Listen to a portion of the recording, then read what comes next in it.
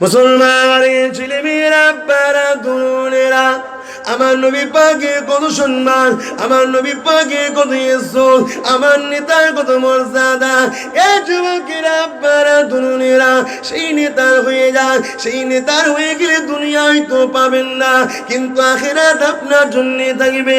কেন আমার আল্লাহ জানিয়ে দিয়েছে, এ দুনিয়া মানুষেরা, আমি আমার জাত পাকের কসম করে জানাচ্ছি, যাকে আমি দুনিয়া দেবো আখিরাত তাকে দেব না, আর যাকে আখিরাত দেবো দুনিয়া তাকে দেব না।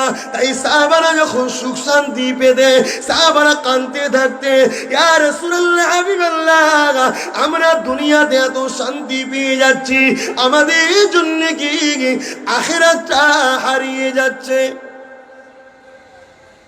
চিন্তায় পড়তেন তারা, কাঁদতেন।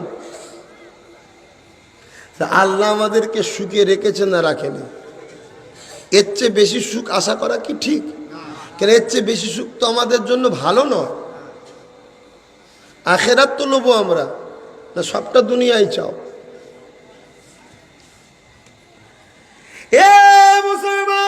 ছেলে মেয়েরা, আসো তুমি আমি সবাই মিলে আমার নেতা ঝান্ডাকে উঁচু করে ধরি। আর যারা কাফেরদের দাবিদারি করছে, কাফের নেতাদের দাবিদারি করছে, কি হোক বা টিএমসি, হোক বা সিপিএম, হোক বা কংগ্রেস, হোক বা বিজেপি, এই দুনিয়ার রাজনীতি কাফেরদের নেতৃত্ব যারা চালাচ্ছে, এদের ঝান্ডাকে তোলার জন্য এদের মিটিংয়ে জমায়েত হচ্ছে, এদের সঙ্গে তাল মিলিয়ে চিৎকার দিচ্ছে, এদের জন্য দিয়াল লিখছে, এদের ঝান্ডা নিয়ে এগিয়ে যাচ্ছে, জমি দখল করছে। এ যুবকেরা, আপনারা তরুণেরা, আমার নবীকে যারা নেতা বলে মানবে, এইগুলো করতে পারবেন না। কারণ একটা লোকে দুটো নেতা হতে পারে না, একটা লোক দু জায়গায় নেতৃত্ব মানতে পারে না। এই যুবকেরা, আপনারা তরুণেরা, আমার নবীকে যারা নেতা বলে মানবে, তারা গরিবদের সাহায্য করবে। আমার নবীকে যারা নেতা বলে মানবে, তারা মা বাপকে আদব করবে।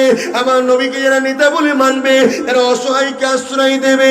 আমার নবীকে যারা নেতা বলে মানবে, বস্ত্রহীনকে বস্ত্র দেবে। আমার নবীকে যারা নেতা বলে মানবে, গান ফাংশন মেলা সমাজের ছেলে মেয়ে জিনাবি ছেড়ে অবাধে করা, এগুলোকে বন্ধ রাখবে। আমার নবীকে যারা নেতা বলে মানবে, ধনীরা শতকরা 2.5 টাকা গরিবদেরকে দিয়ে দেবে।